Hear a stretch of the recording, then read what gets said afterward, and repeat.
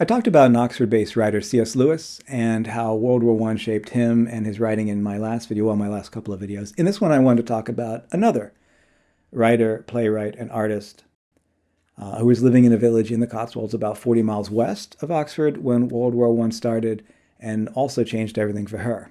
The village is Oakridge Lynch, and it sits at the top of a curving hill in the Cotswolds. When I first visited it in spring 2023, I came from the south, went up the winding road up the side of the valley walls. This is Oakridge Lynch in the distance as seen from across the valley near St. Luke's Church in Frampton Masnell. Weavers and mill workers built cottages up the steep valley sides that the road weaves around, and the village is at the high point there.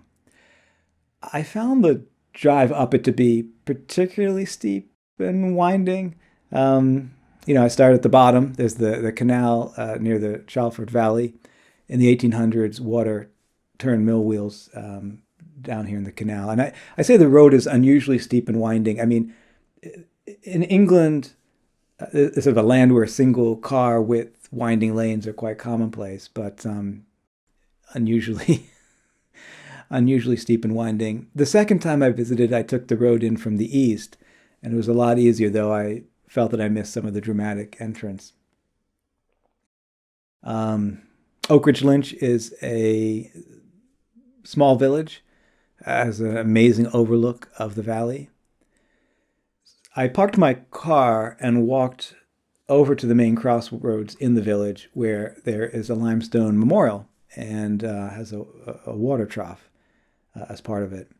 The memorials to World War I and World War II veterans are typical in English villages, especially in this area of the country.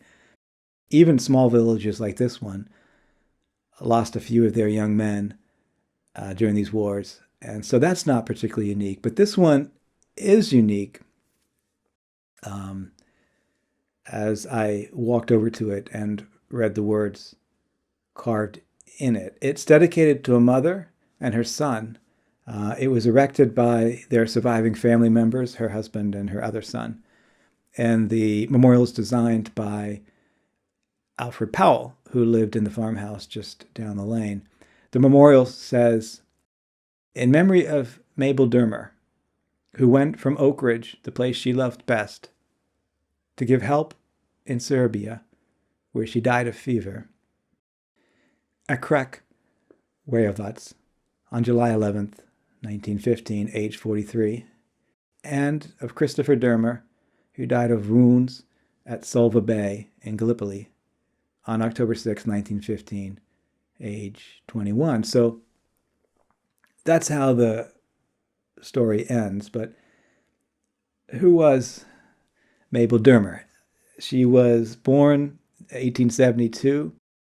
She was 20 years old when she married an English priest, Percy Dearmer, and they lived in London. She was well known as a playwright and an artist for children's books, such as the Book of Penny Toys and Noah's Ark's Geography. I was able to get a few pages from one of her books from a used bookseller, and they show truly imaginative art and storytelling. When Percy was promoted, they were able to move from a flat into a house, and the house had a garden and plants and birds and flowers and bees, and these became really important to her. So when she was in her early 40s, her two sons were grown. She began to dream of escaping to a cottage in the country. This was in the spring of 1914. And she came into touch with Alfred Powell, who I mentioned earlier, who was looking to rent out his house. He used that house as a pottery workshop in Oakridge Lynch.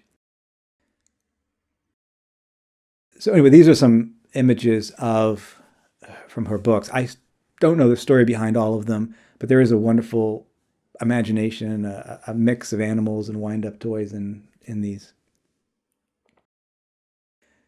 So anyway, she went to visit Oakridge Lynch to see Alfred Powell's house in June 1914, climbing up that very same steep hill on foot from the valley floor.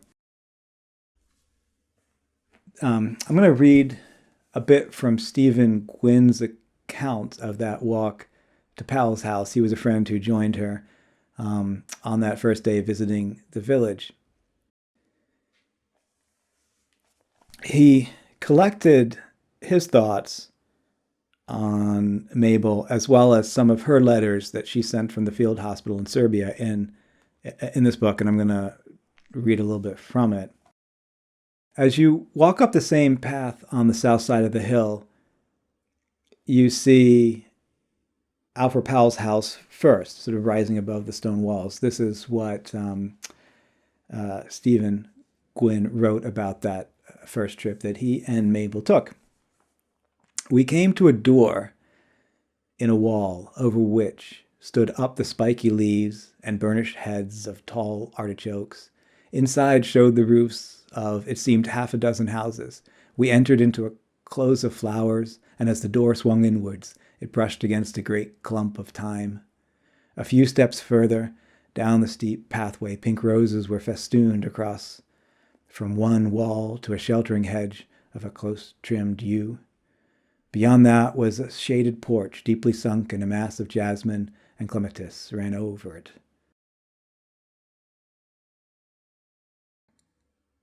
The house itself was thatched with gray straw, not the traditional Cotswold roofing, but Cotswold stone made the solid block of its walls, and those mullioned windows, which are the Cotswold's special charm. The place looked south and east over a network of steeply cut valleys, rich in timber.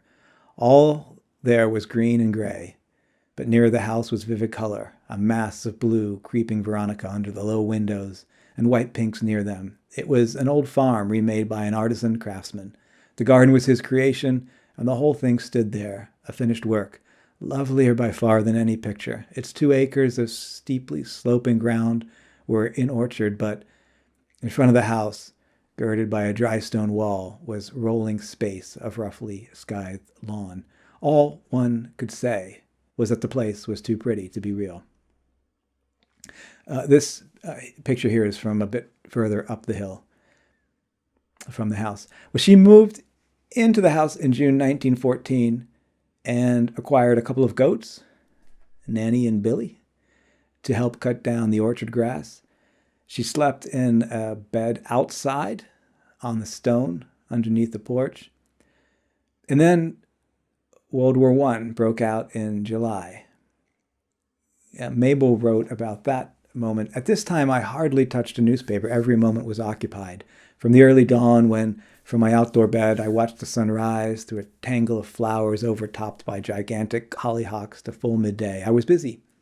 I spent the whole day in the garden or orchard with Anne and William the goats and the 2 Skye Terriers, Jacob and Oakridge Dorothy, and then on from full midday to the blue night, when the evening primroses lit their lamps and the nightjar just ruffled the air with its purring on still deeper into night, when now and again a glowworm sent a sudden signal, or the owls called sadly to one another across the transparent darkness, then sleep and the glory of another day. Her sons, inspired by the French, signed up to fight in the war. One of them, Christopher, visited her in August in Oakridge Lynch, having just spent some time in France. In France, every woman is working at bandages in the hospitals. In France, every man has answered the call. You are not awake in England, he said. She had been living in Oakridge Lynch for almost a year when in March 1915, her husband Percy signed up to be a chaplain in Serbia. He was an organizer of the Stobart Serbian unit. 40 women were volunteering as nurses. So she asked Mrs. Stobart if she could join as well and signed up as an orderly. As they were leaving the church then, after both of them having signed up to volunteer here, she shared the news with her husband, who was trying to hail a taxi, and he responded, "What fun." "No," she said, "you are going to endure, a lot of hardships in Serbia, and you better start getting used to it now." And canceled the taxi ride in favor of riding home on the tube. They left for Serbia in early April. She wrote letters from the field hospital in Kragujevac, in the center of Serbia, such as this one on Tuesday, April 27th, 1915. "We are taking our first patients on Friday, 50 wounded from another hospital, Percy had 3 services here on Sunday, an early one in the tent, a matins, and an evening song in the open air. So this is walking further up the hill through the village and the view back down on the valley.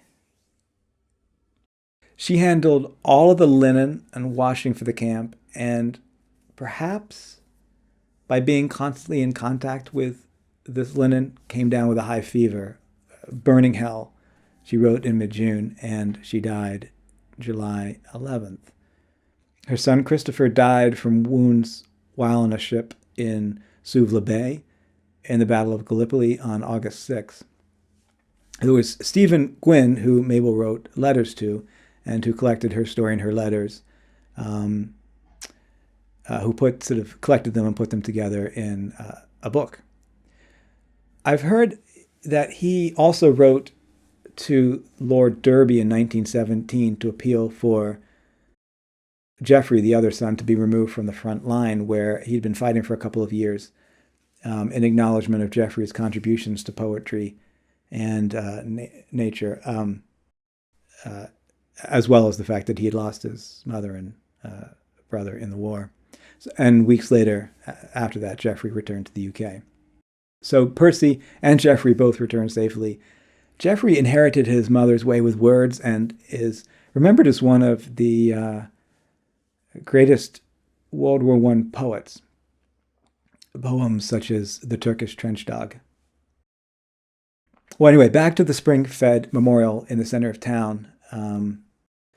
I read the part of the memorial engraving earlier. It ends with the line, "Proud of the war, all glorious went the son, loathing the war, all mournful went the mother. Each had the same wage when the day was done. Tell me either was braver than the other.